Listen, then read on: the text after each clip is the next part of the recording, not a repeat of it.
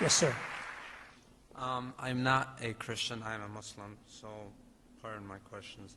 The Ten Commandments you talked about certainly provide a very enlightening spiritual guide for people. But as a society, compared to the Mosaic Law, where it has a single law for every single thing you're ever bound to do, I see that really the laws that Jesus came with, the code of life he came up with. Sorry, code of?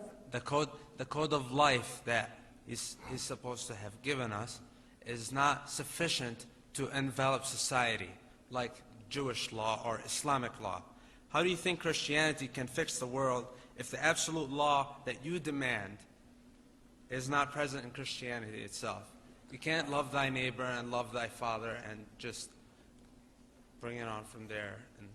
Okay, good question. And did you say you're not a Christian, but you're a Muslim? I'm a Muslim. Yeah. Okay, I appreciate that, sir, and thanks for asking. I think it's a wonderful question, and I can see actually why you would even raise it, because when you look at the Islamic code, everything is enjoined, everything is described, from your diet and your fasting and all of that. It is all enshrined and all the way up to the Sharia and the court and the law, etc.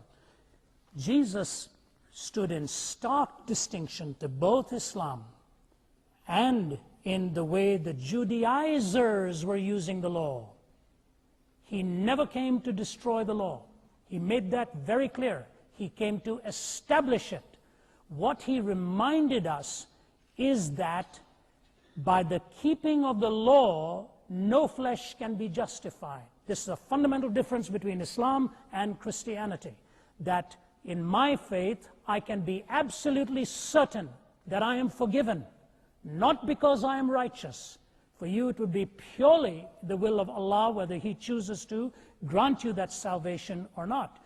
But don't ever forget that what Jesus actually said was transcend the written law in any way. For example, He says, you say, you shall not commit adultery.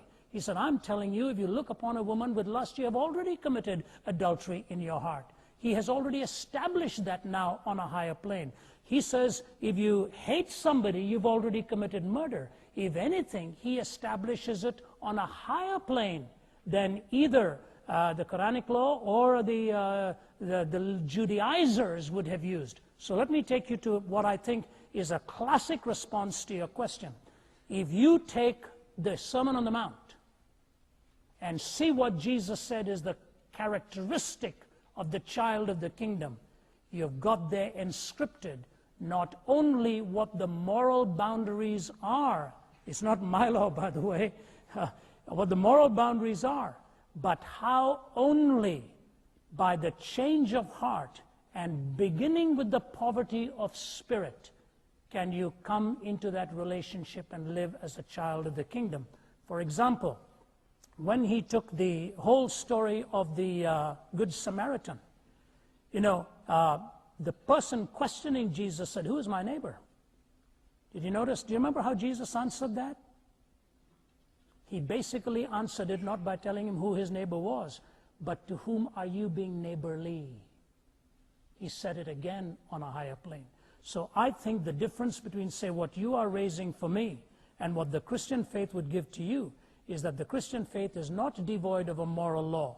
It sets it on a higher plane and reminds you and me that we cannot keep it in and of ourselves. Jesus described the moral law as a mirror. You can look at a mirror and find out that your face is dirty, but you don't go and rub your face on the mirror to clean it. So you go to something other than the mirror, and the law, says the Apostle Paul, is a schoolmaster. If anybody knew what the moral law was, it was the Apostle Paul. And he found out at the end that it was only the grace of God and the mercy of God that was able to give him salvation. It doesn't deny the law, it affirms it, and shows ultimately the impossibility for you and me to keep it. So it does not destroy the law. It shows that He alone completely fulfilled it. No one else ever did. Amen. One more, sir. Go ahead. Yeah. Jesus spoke in a lot of parables, which in my culture, in my world, because I'm Arab, we're accustomed to that. Yes, but sir. parables are too abstract. You can't take that to the bank. Parables are not the law. But, you know, all the thing that you just mentioned is the reason why there are 1,001 churches and denominations around. Okay. The Christianity is not united, and I think that's why. You know, I appreciate what you're saying, and I think there's a lot of truth in what you're saying, but you're forgetting an awful lot too. There are scores of Islamic sects as well. Scores of them. The first 3 caliphs were murdered, assassinated. Why? 2 of them were by counter-Muslims. So you've got the Seveners and the Twelvers and the Ismailis and the Ahmadiyas and the Shiites and the Sunnis and the and on and on and on. So let me finish.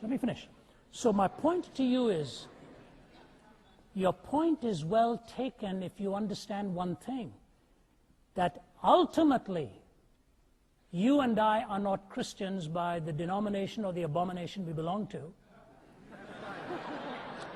We are Christians by becoming followers of the... What's your name, sir? My name is Hani. And I'll be glad after the meeting to stay and talk to you. I saw you here, and I appreciate your questions. You know, this is so interesting, born and raised in India. I used to hear this all the time. This is what I also said. What's the Methodist? What's this? You know, the story was told about a man who said Jesus healed 2 people with mud, of eyesight. With one he used mud, and with the other he didn't use mud. He said, thank God it didn't happen in our day. We'd have 2 denominations, the Muddites and the anti-Muddites. You know, it's true. There are many of these sects. But you know what is so beautiful about that possibility?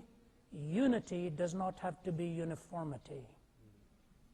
What ultimately defines whether you're a Christian or not is not what denomination you belong to, but whether you know Jesus Christ in your heart as well. And that you can come to know too. But thanks very much, and we'll see you after the meeting here.